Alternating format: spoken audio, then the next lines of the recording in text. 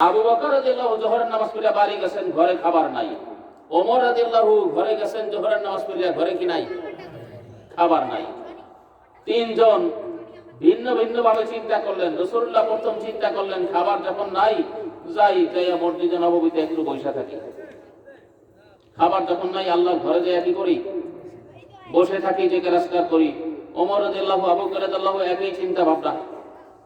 তারাও ঘরের থেকে বের হয়ে গেলেন, যাইয়া মসজিদে অবস্থান করি, আল্লাহর কাছে যাই, দেখি আল্লাহ কি করি। তো একে একে তিন বন্ধু, কি বলেন, তিনজনেই একসাথে। আল্লাহ রাসূল জিজ্ঞাসা করলেন, কি খবর, তুমি আইছো কা? ঘরে খাবার নেই, এই জন্য বসছি। ওমরকে জিজ্ঞাসা, ওমর কয় ঘরে খাবার নাই, কি করব? চলে আসছি। আল্লাহ রাসূল বললেন, চলো আমরা একটু আবু আইয়ুব আনসারীর বাড়িতে যাই। কার বাড়িতে?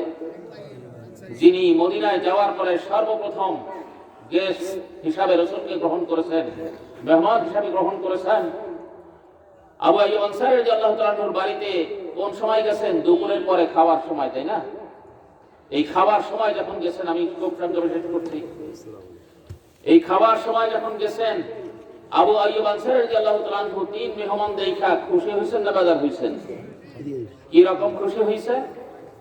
প্রয়োজনীয় খাবার যেটা ছিল তারা তো খেয়েছেন, উপস্থিতভাবে খাবারের হয়তো ব্যবস্থা সাহাবীর ঘরে ছিল না, কিন্তু সাহাবী দ্রুত সময়ের ভিতরে খেজুর গাছের থেকে এমন একটা খেজুরের ছড়া আইনা দিলেন, যেটার ভিতরে কিছু পাকা খেজুর ছিল, কিছু আধা পাকা ছিল, কিছু কাঁচা খেজুর ছিল। এমন একটা খেজুরের ছড়া আইনা সর্বপ্রথম রাসূলুল্লাহ সাল্লাল্লাহু আলাইহি ওয়াসাল্লাম আবু বকর এবং ওমর রাদিয়াল্লাহুর সামনে উপস্থাপন করলেন।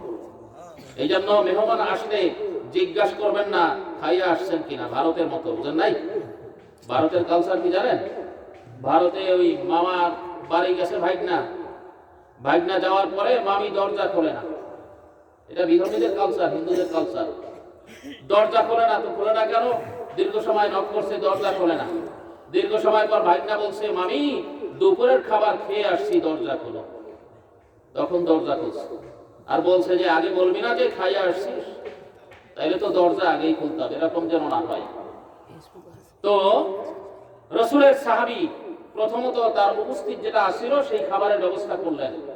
এরপরে রাসূলুল্লাহ সাল্লাল্লাহু আলাইহি ওয়াসাল্লামকে তাদের মেহমানদারি করার জন্য দ্রুততম সময়ের মধ্যে, এটা আসলেই আমাদের কাছে খুব আশ্চর্যের মনে হয় যে মুহূর্তের মধ্যে তারা কত সময়ের ভিতরে, আমরা একটা ছাগল তৈরি করতে হইলে অনেক সময় লাগে, অনেক কিছু লাগে, অথচ রাসূলের এই সাহাবী মুহূর্তের মধ্যে ঘরের থেকে তরবারি নিয়ে, ছুরি নিয়ে চলে গেলেন।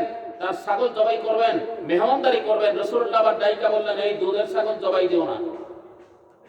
কি দিও না? দুধের ছাগল জবাই দিও না, কারণ এটা পরবর্তীতে বাচ্চা প্রসব করবে আর সামনে আগাবে। তো যাই হোক, রাসূলের নির্দেশনা অনুযায়ী একটা ছাগল জবাই করলেন, তৈরি করলেন। মুহূর্তের মধ্যে তৈরি করে গোশত দিলেন, স্ত্রীকে বললেন রান্না করো, রান্না করলেন, তারপরে তাদের মেহমানদারি করলেন। এই ছিল। তো এখান থেকে কয়েকটা মাসআলা, সেটা হচ্ছে যদি আপনার হৃদয়ের জন হয়, এরকম বন্ধুত্ব হয় বা আপনজন হয়, যার বাড়িতে যে কোনো সময় মেহমান হিসাবে গেলে তিনি বিরক্তি বোধ করবে না, এমন বাড়িতে যে কোনো সময় যাওয়া যায়। আবার যে মনে করবে যে উনি এই সময় কেন আইলো, এমন বাড়িতে না জানাইয়া যাওয়ার বৈধতা নাই। এমন বাড়িতে যদি যান, তাহলে আগে ভাগে যদি জানাইয়া যান, খুশি হয় তো যাবেন, না হইলে যাবেন না। কিন্তু যার সাথে হৃদ্যতা যত বেশি, আর সাহাবায়ে কেরাম তো রাসূলুল্লাহকে পাইলে, আবু বকর ওমরকে পাইলে জীবনের চাইতে কি বেশি ভালোবাসছে। তো আল্লাহ যেন আমাদের এরকম মেহমানদারিতে ভূমিকা রাখার, রাসূলুল্লাহর সুন্নাহ অনুসরণের সব ক্ষেত্রে আল্লাহ তৌফিক দান করেন। আমা তৌফিক ইল্লা বিল্লাহ। আসসালামু আলাইকুম ওয়া রাহমাতুল্লাহি ওয়া বারাকাতুহু।